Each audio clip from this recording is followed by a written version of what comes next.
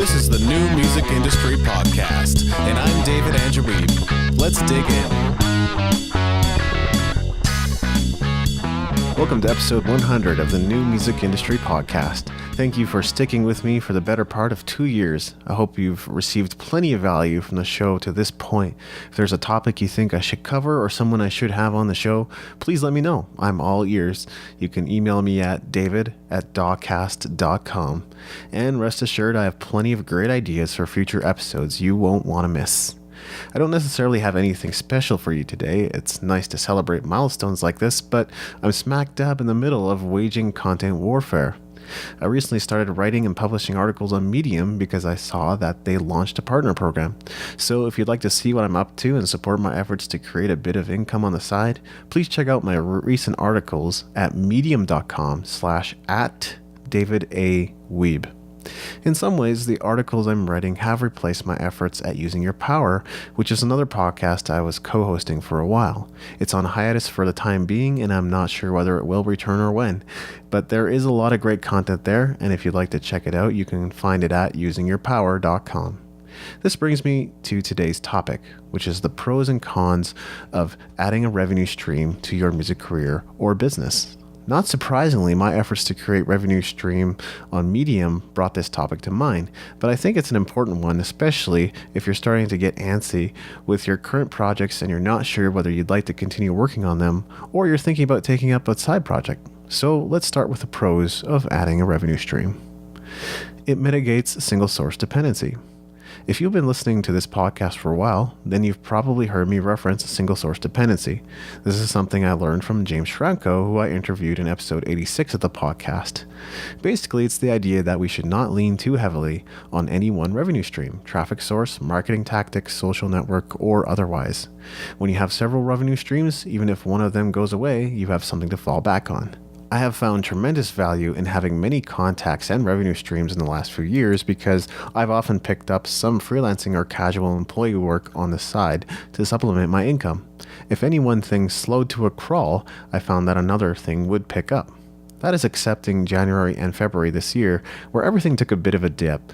But considering I've been working from home for 2 years now, that seems like a small price to pay for my independence and freedom. More revenue streams are often better than fewer, though this has its cons as well. More on that later. It gives you an additional outlet for your creative expression. The music business is my chosen niche, but if you hadn't picked up on this already, I believe I can add value to the world in other niches as well. I've gained a great deal of knowledge through research and experience. Music remains one of my top passions, and I feel like it was recently reignited. But having an outlet where I can share about things other than music, such as business, personal development, and spirituality, allows me to derive more fulfillment from the work I do. You might enjoy being a part of the band you're in, but sometimes you might feel like exploring other genres or other styles of music. For instance, if you're in a metal band, you probably can't dig into your hidden passion for country music. Creating a side project might be a good way to give the idea some space to blossom. You can repurpose the content you create. Repurposing content is something that's been top of mind for me as of late. I've worked hard to build the blog and podcast at the Music Entrepreneur HQ, and I will continue to develop fresh content because I have a lot of ideas I have yet to even touch on. But I also think it's high time I started repurposing what I already have and do more with it.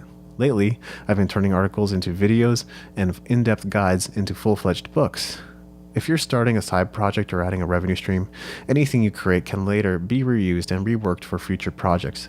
That mitigates the risk of things going awry with your new revenue stream because there is no guarantee your new project is going to do any better than your last.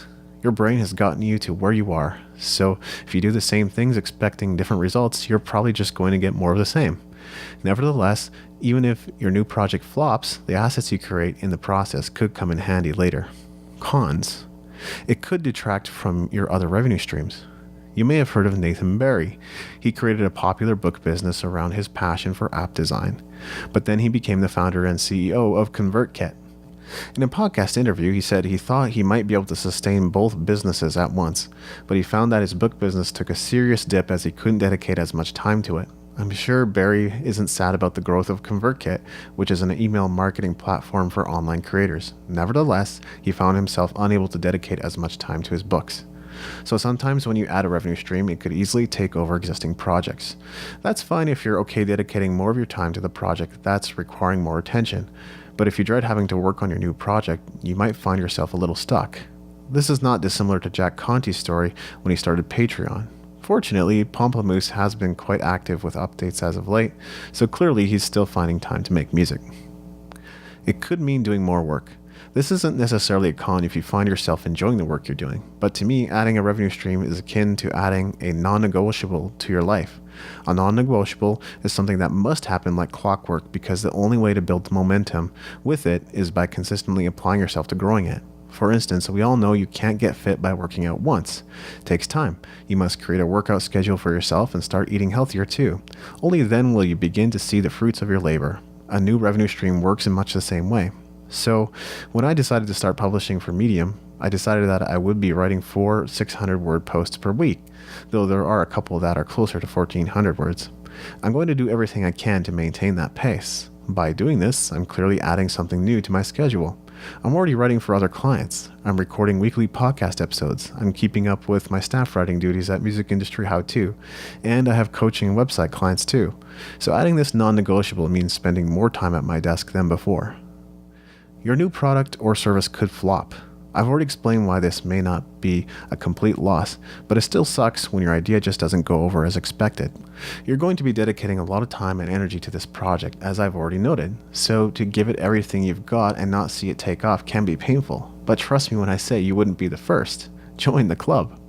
No matter how well we think we know our audience or market, there's a chance our product or service just won't connect with people.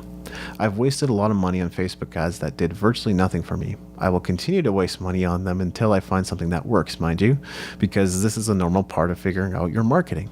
Now, even if your product flops, it may not be a total loss. You may be able to repurpose the content or present it in a different way and get results with it. Still, it's a lot of effort to put into something that no one cares about. Final thoughts. So I've shared a few pros and cons of adding a revenue stream from my perspective. Are you thinking about starting a side project or adding a revenue stream right now? What steps are you taking to make this a reality? Also, is there anything I missed? Let me know by leaving a comment in the show notes. Thanks for listening. Make sure to go to musicentrepreneurhq.com for show notes and other goodies, and leave us a review in iTunes to help us spread the word.